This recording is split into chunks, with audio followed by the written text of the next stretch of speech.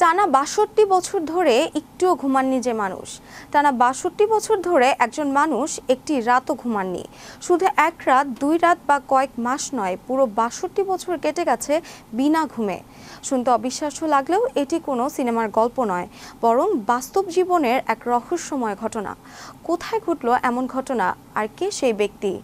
বিস্তারিত থাকছে ডেস্ক রিপোর্টে।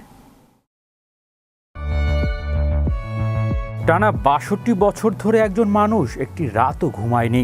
শুধু এক রাত, ২ রাত বা কয়েক মাস নয়, পুরো ৬২ বছর কেটে গেছে বিনা ঘুমে।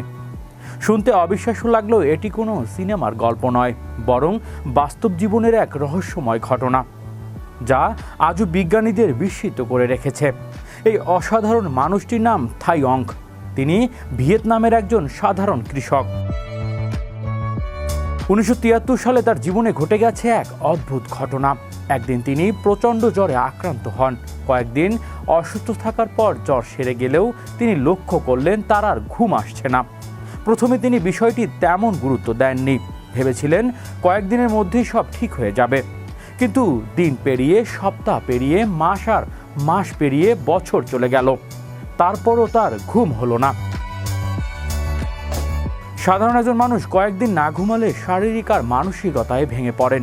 দীর্ঘ সময়ে ঘুমহীন থাকলে স্মৃতিশক্তি দুর্বল হয়ে যায়, মনোভাব নষ্ট হয়, হ্যালুসিনেশনের মতো বিপদ ঘটতে পারে, এমনকি মৃত্যুর ঘটনাও ঘটে।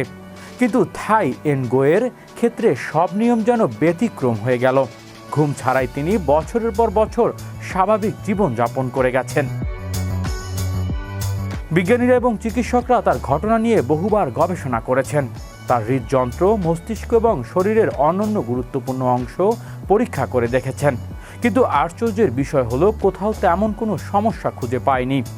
তিনি প্রতিদিনের মতো কৃষিকাজ করছেন, গৃহস্থলীর নানা কাজ সামলাচ্ছেন এবং স্বাভাবিক জীবনযাপন চালিয়ে গেছেন। থাই অং নিজেও বহুবার ঘুমানোর চেষ্টা করেছেন, বিভিন্ন ধরনের ওষুধ খেয়েছেন, চিকিৎসা নিয়েছেন এবং বিশ্রাম নেওয়ারও চেষ্টা করেছেন, কিন্তু কিছুতেই তার ঘুম আসেনি। তিনি বিছানায় শুয়ে চোখ বন্ধ করে বিশ্রাম নিলেও প্রকৃত অর্থে ঘুমাতে পারেন না বলে জানান তিনি।